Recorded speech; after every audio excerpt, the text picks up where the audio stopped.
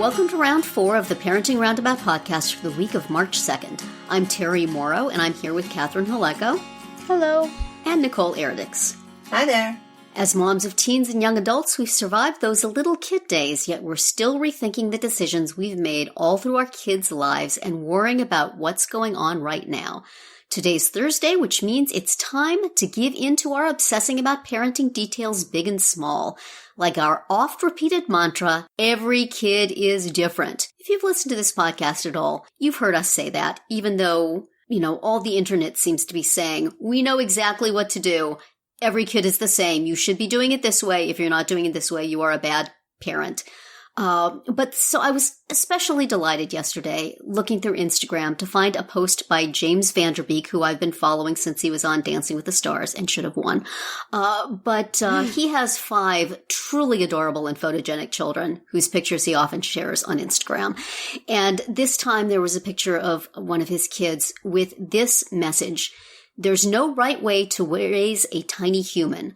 But the good news is kids will totally teach you how to raise them, I swear. It's not about how you think they should be raised, or how that book you read says to raise them, or how your parents raised you, or even how you raised their sibling, because each kid is different. They come out of the box with different strengths, different challenges, different personalities, and different needs. But if you listen with an open heart, they'll totally make it clear what all those needs are, and then they'll change them." Amen to that. That is extremely reflective of my parenting experience, both that every kid is different and also that once you get everything figured out, it changes. And you have to roll with it. So his advice is just stay connected with your kids. And all this is just a reason to be connected.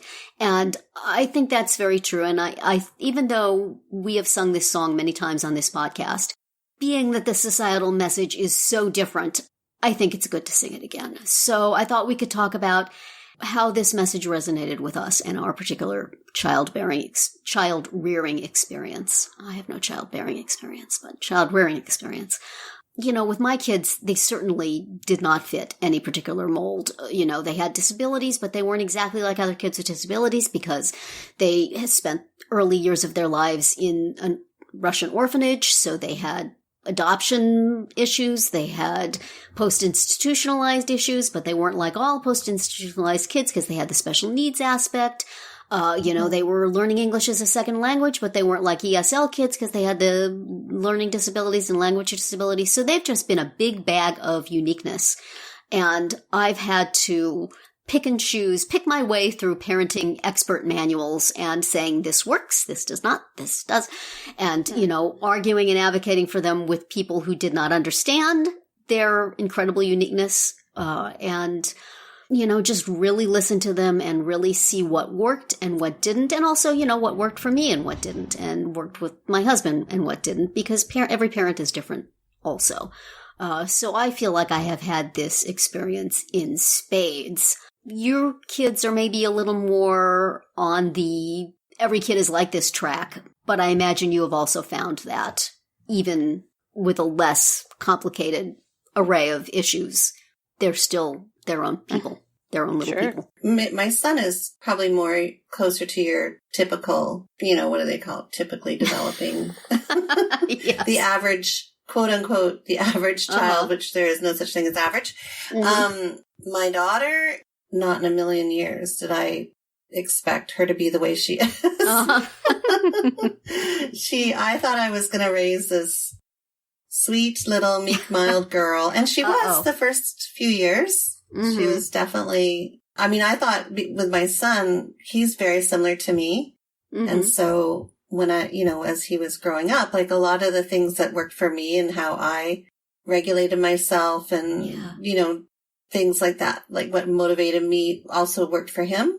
Mm-hmm. And so I made the assumption that because I was having a daughter, she was going to be like me as well. And that was a big mistake.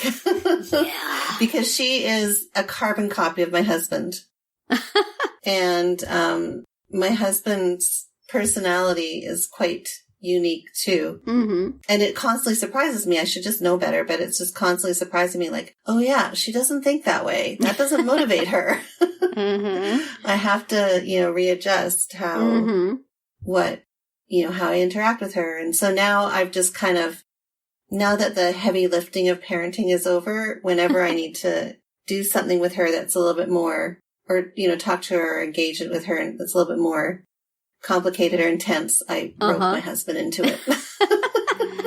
Good. You know what's going to work. You deal with it. Yeah. Right. You can send her the text message telling her to get to class. She'll respond to you. She's got all these variances in her. She doesn't fit into mainstream schooling naturally. And so she has all these variances in her abilities and talents and gifts and stuff. And it's just been a constant, where do you fit in and how can you make this work for you? Right. Right. So, yeah.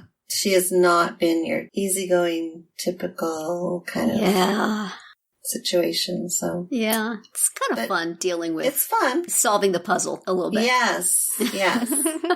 And it's so satisfying when you figure out something that works, which is why that, and then they change, is so cruel. It's like, wait a minute. So true and so cruel. Yes. I figured this out. I was feeling so good about myself. What are you talking about? But it's also really cool to see them flourish under your guidance too, right? Oh, nothing is better. Yeah. It's so satisfying and so fleeting. Yeah. I definitely have one that responds, like you said, Nicole, responds better to me, and one that responds better to my husband. Yeah. That is 100%. Yeah.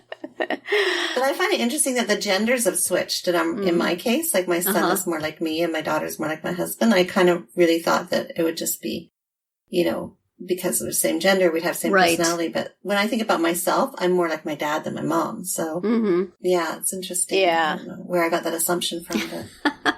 Yeah. I mean, I wouldn't necessarily say that my son is more like me, but I'm definitely more able to manage him than his dad. So that becomes a lot of no, you got to do it because... or I need to do it, otherwise it will not work. It will not happen. So, and my parents were educators, and they, my mom has a degree in early childhood education. Oh. So when my kids were babies, I remember her coming and staying when my daughter was a baby, and she's like, "Are you going to feed her every time she cries?" And I'm like, Yep, that's what I'm doing. Yep. And it worked for us. Yeah. So. Yeah. I mean, I know things that my parents did with me totally would not work with my kids. We had to just make it up from scratch. And the same with my husband's parents had a very specific parenting style, which would not have worked for me. Worked really well for my husband, did not work so well for his siblings. And so when he then tries to carry these over, I'm like, this is not working. Think about your childhood. Do you think that this worked for your brother and sister? And he has to admit that no, it didn't. Right. So it doesn't work for everybody. The fact that it happened to work for you, they got 33%. It worked great for one. Yeah. So it's like you have to be flexible, and it's really hard for him to be flexible. So it's like I feel like I'm the research person. I'm the one who figures things out, who looks in all the books, who picks the things that work and the picks that doesn't, who, interacts with other parents and gets suggestions and figures something out. And then I tell him, do this. And mostly that works okay. There are always times when nothing works or when things change. And then you have to okay, well, table that. I'll get back to you. But, especially as he gets older, it's harder and harder for him not to fall back on the things that his dad did, which drive me crazy. And I probably do the same. I fall back on my mother's coping method, which was to throw a tantrum and make everybody pay attention to her instead of what their particular problems were. Sadly, not in neither case, a healthy parenting strategy. But, you got to do what you got to do. Exactly. Well, as with parenting, this podcast is always changing. Yes. Did you like that segue? Yes. And seeking validation from wherever we can get it. Even actors on Instagram. And we are not your average podcast, by the way. Yes, we are completely unique. We're very have unique. our own neuroses. That's why you should subscribe to us and listen. So many facets. Exactly. Well, that's it for today's Round 4. Tune in tomorrow when we'll share our roundabout roundup of things we've been using or enjoying lately that we think deserve a shout out. Find all our episodes at parentingroundabout.com and talk back in the comments there on our Facebook page or on Twitter, where you'll find us at Roundabout Chat.